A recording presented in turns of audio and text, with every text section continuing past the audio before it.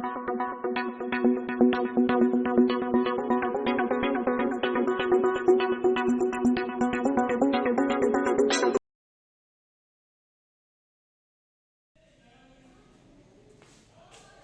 in Mastermind Public School online classes videos, and today's topic is about class 11 biology and chapter number 2 जो हम पढ़ रहे थे biological classification, और ये हमारा यहाँ पर part 2 वीडियो है ये chapter number 2 का।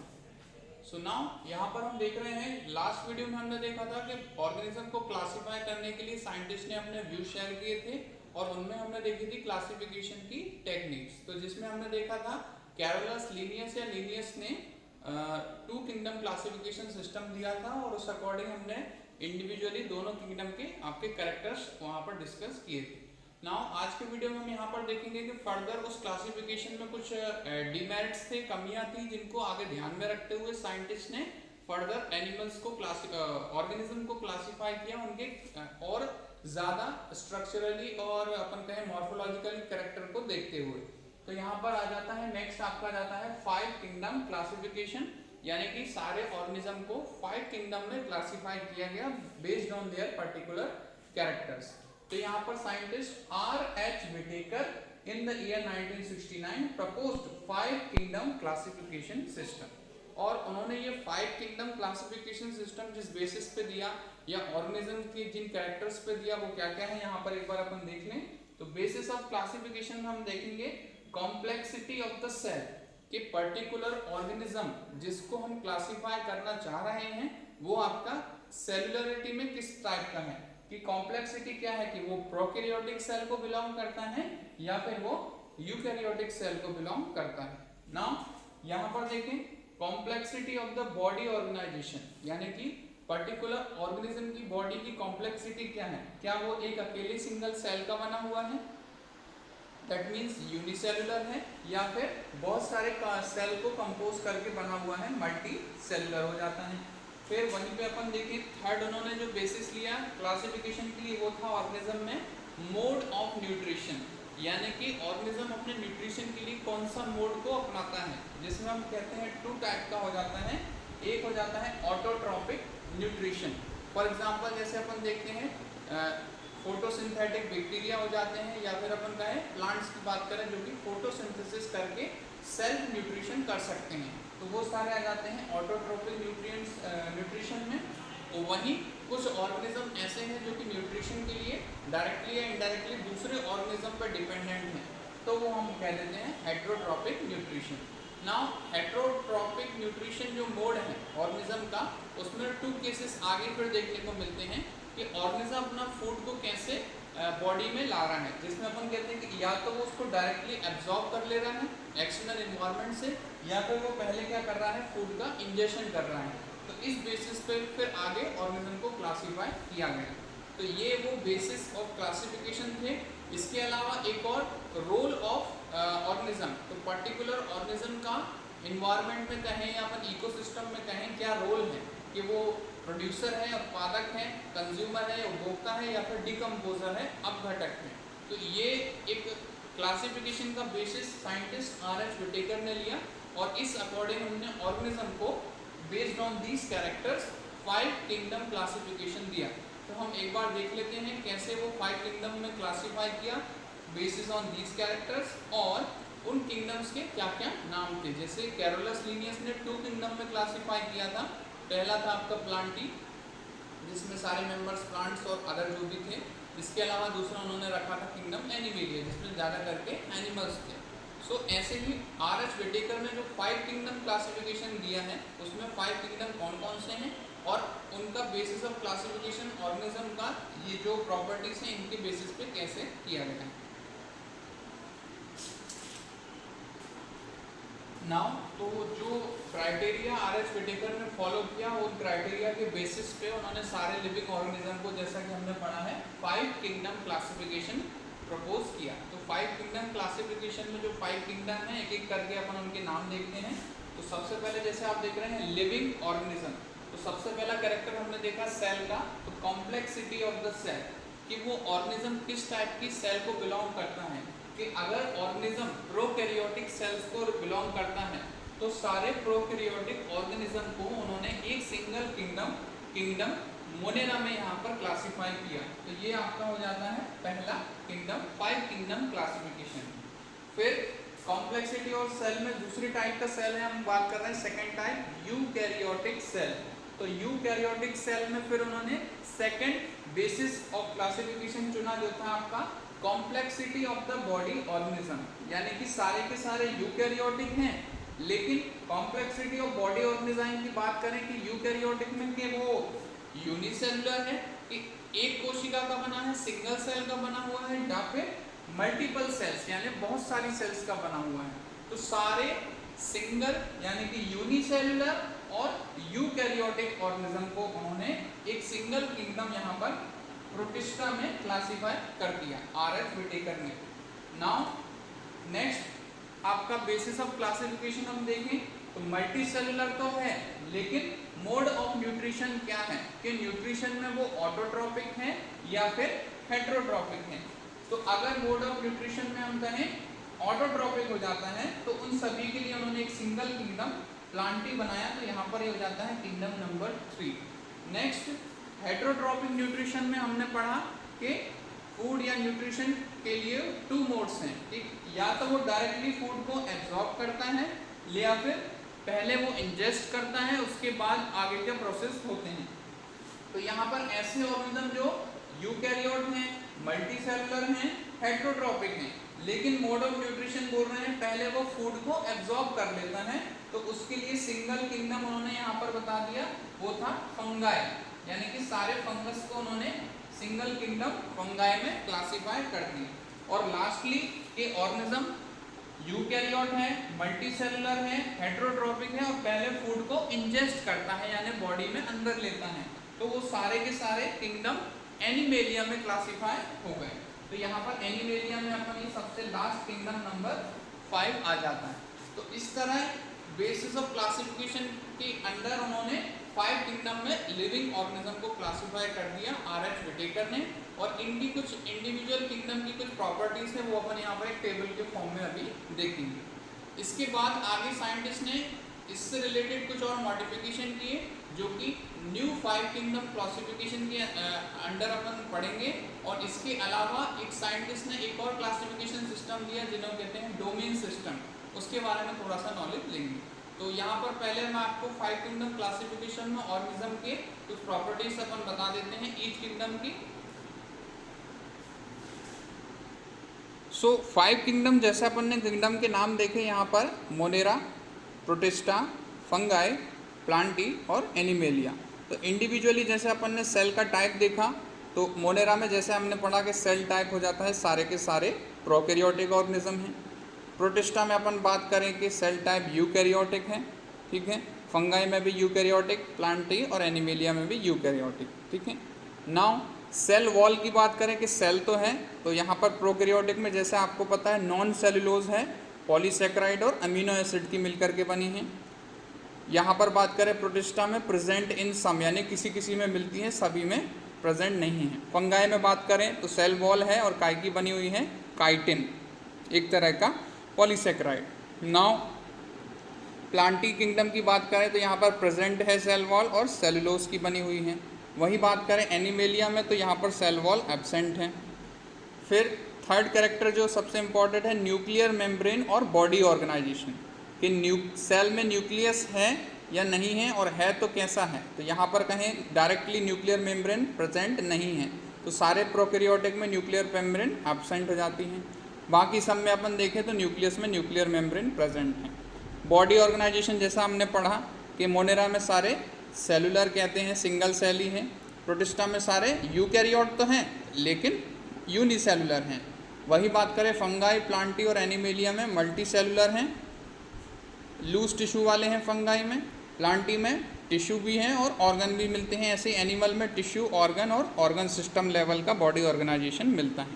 लास्ट मोड ऑफ न्यूट्रिशन की अपन ने बात करी तो मोनेरा में जहाँ तक आपको दिख रहा है ये ऑटोट्रॉपिक भी हैं, जिसमें कुछ कीमोसिंथेटिक हैं यानी कि केमिकल से एनर्जी लेते हैं, और कुछ फोटोसिंथेटिक हैं, और कुछ आपके कैसे हैं हेटेरोट्रॉपिक भी हैं जो कि सेप्रोफाइटिक हैं या फिर पैरासाइट हैं। सेप्रोफाइट यानी कि सड़े गले पदार्थों से अपना न्यूट्रिशन ले रहे हैं, वहीं पैरासाइट यानी दूसरे ऑर्गेनिज्म पे डायरेक्टली डिपेंडेंट है।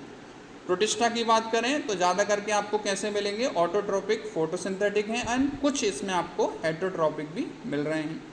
फंगाई अपन बात करें सीधे सीधे कैसे हैं, हेटेरोट्रोपिक हैं। अब हेटेरो में दो टाइप्स के हो सकते हैं, या तो वो सेप्रो होंगे फाइटिक या फिर पैरासाइटिक हैं। फिर प्लांटी में ज़्यादा करके प्लांट आपके कैसे होते हैं, ऑटोट्रोपिक और फोटोसिंथेसिस से अपना वो न्यूट्रिशन पा रहे हैं। ऐसी एनिमेलिया में सारे के सारे अपन कहेंगे हेटेरोट्रोपिक हैं। कुछ इसमें सेप्रोफाइटिक हो जाते हैं और कुछ आपके होलोजोइक, यानी कि पहले फूड को इंजेस्ट करते हैं, फिर डाइजेस्ट और फिर एब्जॉर्ब। सेप्रोफाइटिक में क्या होता है, पहले डाइजेशन, फिर एब्जॉर्प्शन और फिर उसका यूटिलाइजेशन। तो ये आपके प्रॉपर्टीज अपन ने देखी 5 किंगडम क्लासिफिकेशन में, ऑर्गेनिज्म की cell type, cell wall, nuclear membrane, body organisation और मोड ऑफ न्यूट्रिशन से रिलेटेड। सो 5 किंगडम क्लासिफिकेशन जो अभी तक का मोस्ट एक्सेप्टेड क्लासिफिकेशन माना जाता था, इस क्लासिफिकेशन में भी कुछ जो आर.एच. व्हिटेकर ने जो प्रिंसिपल फॉलो किए, जो हमने देखा कि सेल की कॉम्प्लेक्सिटी, प्रोकैरियोट, यूकैरियोट, इसके अलावा अपन देखें सेल बॉडी ऑर्गेनाइजेशन, सेलुलर में यूनिसेलुलर और मल्टीसेलुलर, मोड ऑफ न्यूट्रिशन की बात करी, और वहाँ पर अपन ने हेटेरोट्रोपिक, ऑटोट्रोपिक, ये सब चीज़ों की बातें करी। लेकिन इसमें भी कुछ ऐसे ऑर्गेनिज्म थे जो कि कुछ कैटेगरीज में अपन क्लासीफाई नहीं कर पाए थे। जैसे आर.एच. व्हिटेकर ने वायरसेस के लिए कोई भी किंगडम या फिर या क्लास नहीं दी थी। वहीं कुछ ऑर्गेनिज्म ऐसे हैं जो एक से ज़्यादा कैटेगरी के कैरेक्टर शो करते हैं, तो उनकी जो उन्होंने कंडीशन थी वो क्लियरली आइडेंटिफाई नहीं कर पाए। जैसे कि स्लाइम मोल्ड्स एग्जैक्टली फंगस वालों को बिलोंग नहीं करते थे। फिर कुछ कैटेगरीज में जैसे अपन फंगस में कुछ यूनिसेलुलर फंगस भी होते हैं, ऑल्दो वो अपन बात कर रहे हैं कि अपन उनको पहले ही मल्टीसेलुलर में क्लासीफाई कर चुके हैं। फिर कैसे ही कुछ ऑर्गेनिज्म ऐसे हैं जो कि नॉन फोटोसिंथेटिक हैं और कुछ पैरासिटिक भी हैं, उनको अपन ऑटोट्रोपिक में रख दिया है। तो इन कुछ कमियों को अल्टर करने के लिए बाद में new 5 kingdom classification Margulis and Schwartz ने 1982 में प्रोवाइड किया, जिसमें उन्होंने जो भी डिमेरिट्स थे आर.एच. व्हिटेकर के क्लासिफिकेशन के, उनको रेक्टिफाई करते हुए न्यू 5 किंगडम क्लासिफिकेशन दिया। तो न्यू 5 किंगडम क्लासिफिकेशन में प्रीवियसली 5 किंगडम तो एज इट इज़ हैं, जिसमें अपन कह रहे हैं कि किंगडम्स प्रोकैरियोट्स सारे के सारे आपके मोनेरा में थे, प्रोटिस्टा वाले प्रोटिस्टा में यूनिसेलुलर, यूकैरियोट्स थे, फंगस थे, प्लांटी और एनिमेलिया।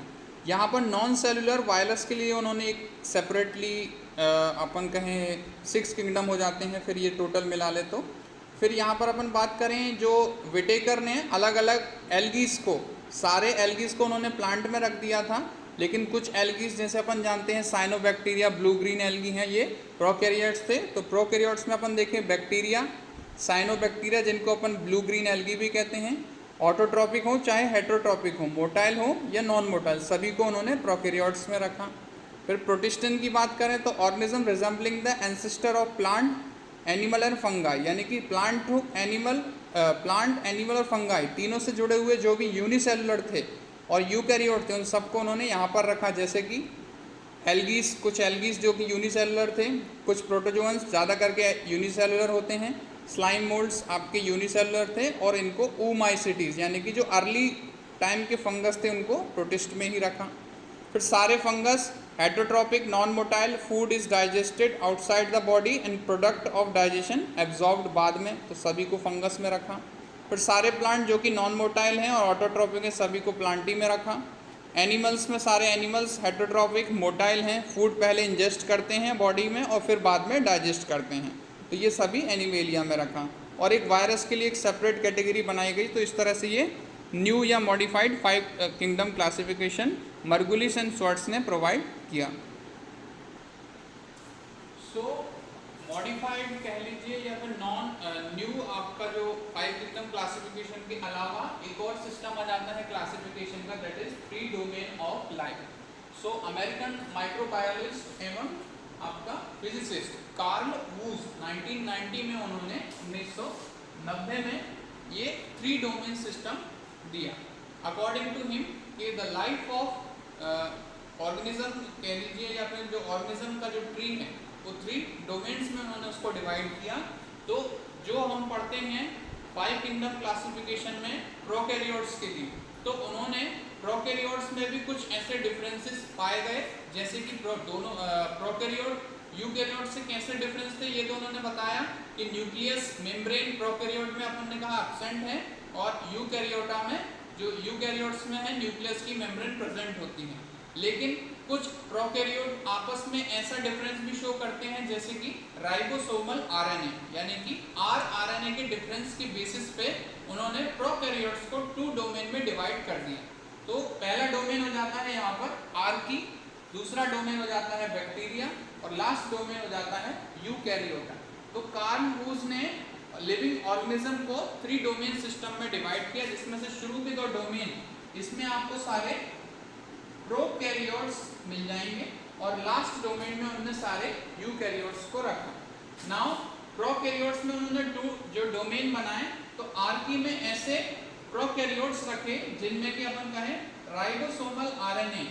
इन राइबोसोमल आरएनए के डिफरेंस दोनों में अलग अलग थे, यानी कि बैक्टीरिया में पाया जाने वाला आरएनए और एंशिएंट बैक्टीरिया में पाया जाने वाला आरएनए में कुछ डिफरेंसेस मिले, इस कारण उन्होंने इसको 2 अलग डोमेन में क्लासिफाई किया।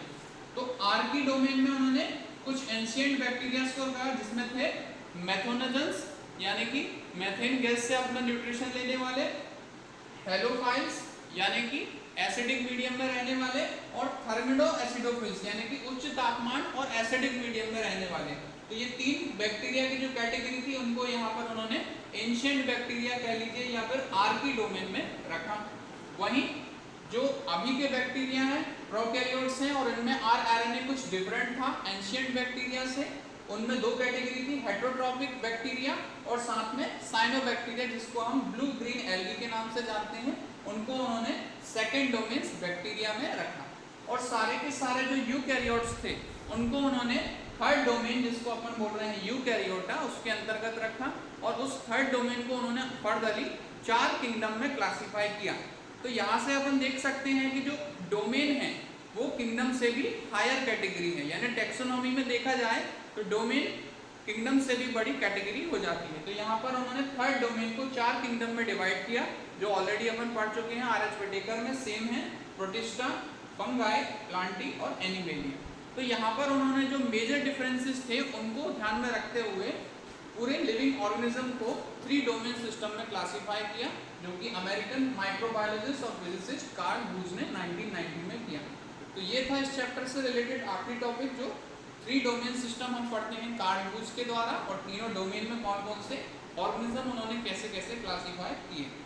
आगे के अपन इस टॉपिक में देखेंगे कि जो 5 किंगडम क्लासिफिकेशन है, मोनेरा, प्रोटिस्टा, फंगाई, प्लांटी और एनिमेलिया, इनको फर्दर चैप्टर्स में अपन इंडिविजुअली किंगडम को पढ़ेंगे, जिसमें अपन को पहले किंगडम मोनेरा, प्रोटिस्टा और फंगाई के बारे में पढ़ना है, फिर एक सेपरेट चैप्टर में अपन प्लांट किंगडम के बारे में पढ़ेंगे, और उसके बाद एनिमल किंगडम के बारे में पढ़ेंगे। So thanks for watching today's video.